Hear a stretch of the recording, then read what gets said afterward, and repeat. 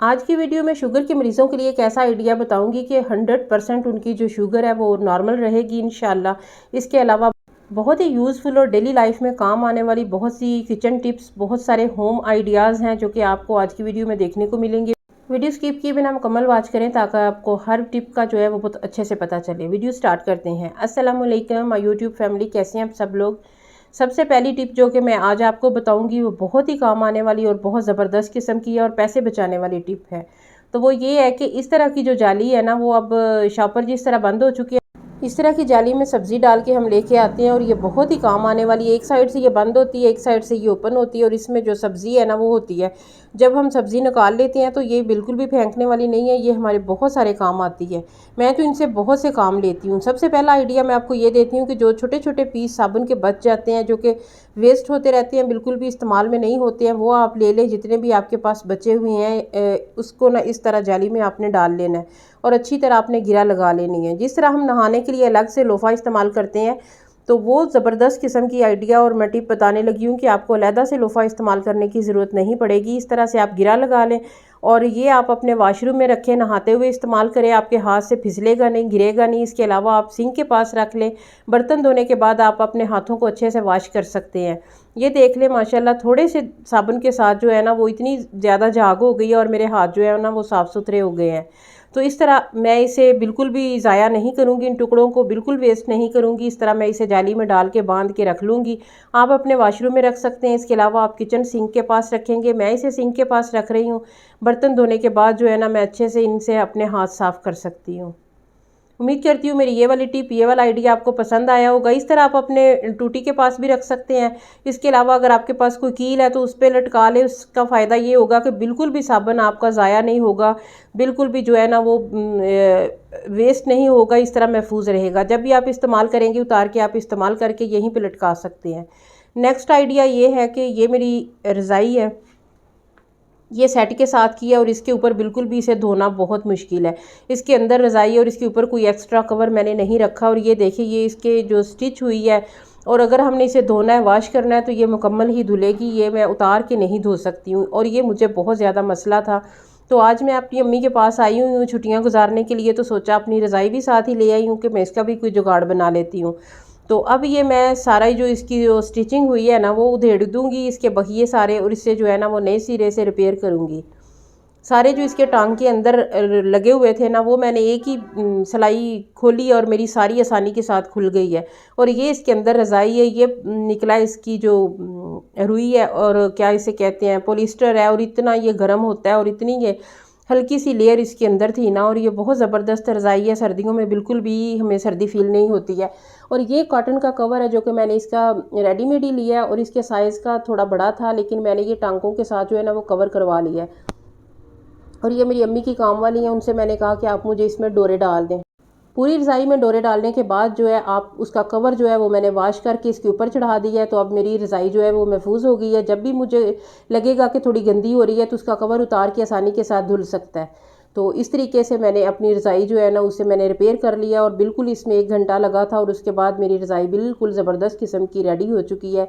और पहले जो मुझे मसला था कि वो कैसे मैं स्टिच करूँगी, उसे खोलूँगी, उसके बाद उसे वॉश करूँगी, अब बहुत ही आसान हो गया मुझे धोना, इसे सुखाना। मैंने अच्छी तरह इसे धो के धूप लगवा के तो अपनी पेटी में मैं उधर ही रख आई हूँ।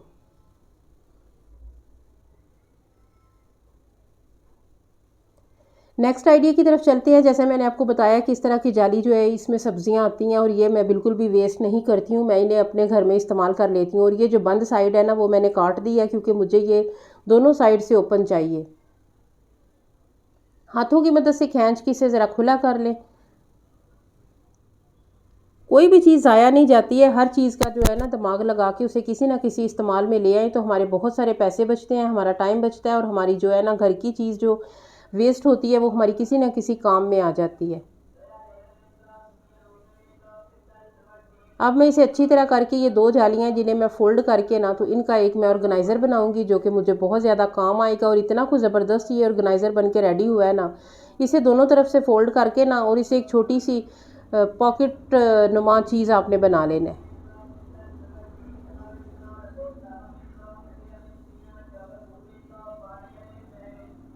ये ले मैंने इसे फोल्ड करके बहुत अच्छे से कवर किया है। आप इस्त्री की मदद से इसकी साइडें बंद भी कर सकते हैं, लेकिन इस्त्री करने से ये थोड़ी हार्ड हो जाती है एक साइड से।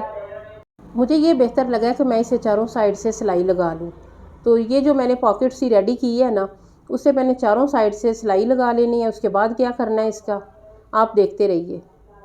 अगर आपको थोड़ी सी भी मेरी वीडियो अच्छी लग रही है, कोई टिप अच्छी लगी है, तो वीडियो को लाइक करें, प्यारा सा कमेंट दें कि आप मेरी वीडियो को कहाँ से वॉच कर रहे हैं। इसके अलावा चैनल पे नए हैं तो चैनल को सब्सक्राइब करना बिल्कुल भी मत भूलिएगा। बहुत अच्छे से जो है मेरी पॉकेट रेडी हो चुकी है। और ये जो इसके धागे हैं फालतू, वो अब कटिंग कर लेंगे उसकी, और उसके बाद मैं इसके साथ क्या करने वाली हूँ वो आप देखिएगा।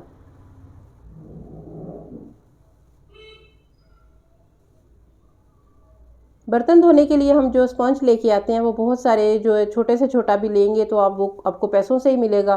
तो ये एक होममेड स्पंज हमारा रेडी हो चुका है, आपको बाज़ार से लाने की बिल्कुल भी ज़रूरत नहीं है। ये बहुत ही अच्छे से बर्तनों को साफ़ करता है क्योंकि ये थोड़ा हार्ड होता है। इसके अलावा ये थोड़ा सा साबुन लगाएंगे आपका और बहुत सारे बर्तन धुल जाएंगे। नेक्स्ट आइडिया की तरफ चलते हैं। अगर आपके घर में फ्रीज़र है तो उसके लिए मैं आपको बहुत ही ज़बरदस्त टिप दूंगी कि आपने अगर गोश्त इसमें रखना है या फ्रीज़ शुदा चीज़ें तो आप डब्बों में डाल के रखें, या इस तरह किसी बड़े बर्तन में रख के उसके पैकेट रख ले। अगर आप डायरेक्ट रखेंगे फ्रीज़र के अंदर तो वो आपकी बर्फ़ जम जाएगी और बिल्कुल भी आसानी के साथ वो अलहदा नहीं होते हैं। बेहतरीन तरीका ये है कि छोटे छोटे डब्बे जो होते हैं ना, उनमें डाल के आप रखें।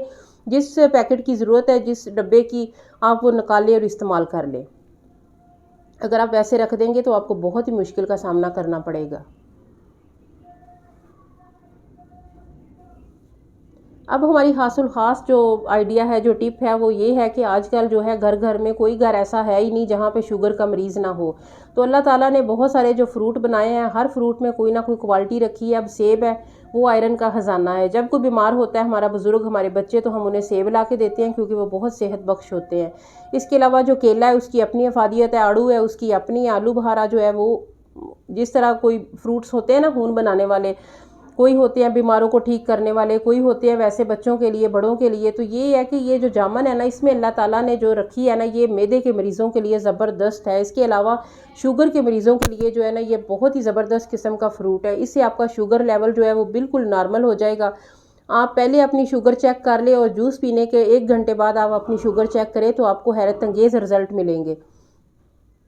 आप जामुन वैसे भी खा सकते हैं, इस तरह जूस बना के पियेंगे तो उसका ज़्यादा फ़ायदा होगा।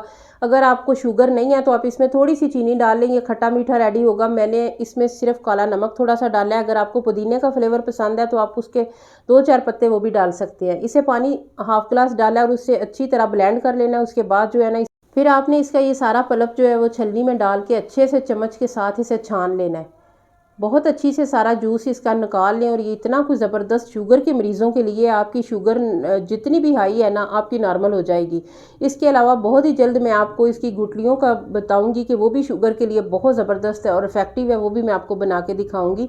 और इससे पहले आप ये जूस ट्राई करें और आप अपनी शुगर चेक करें तो आप हैरान रह जाएंगे कि कितने ज़बरदस्त आपको 100% रिज़ल्ट मिले हैं। आपकी शुगर हैरत अंगेज़ तौर पर नॉर्मल हो चुकी है, जो कि किसी चीज़ को खाने से आपकी नॉर्मल नहीं होती है। तो आपने एक बार लाजमी इस मेरे आइडिया को ट्राई करना है और आप इसके मोतरफ हो जाएंगे कि किस तरीके से इसने आपकी शुगर जो है उसे नॉर्मल कर देगा। बिल्कुल भी इतना कुछ ज़बरदस्त और इफ़ेक्टिव ये जूस है।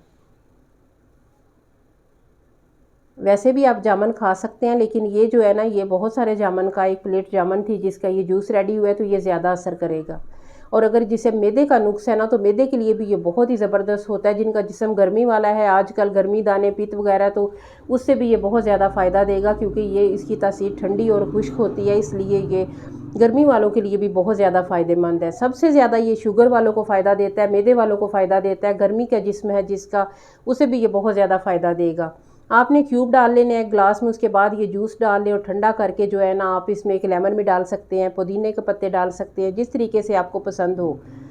तो मैंने जस्ट इसमें काला नमक ऐड किया है और कुछ भी मैंने इसमें नहीं डाला। तो उम्मीद करती हूँ मेरी आज की वीडियो आपको पसंद आई होगी। वीडियो पसंद आए तो वीडियो को लाइक करें, प्यारा सा कमेंट दें कि आपको मेरी कौन सी टिप अच्छी लगी। फिर मिलेंगे इंशाल्लाह, तब तक के लिए अल्लाह हाफिज़।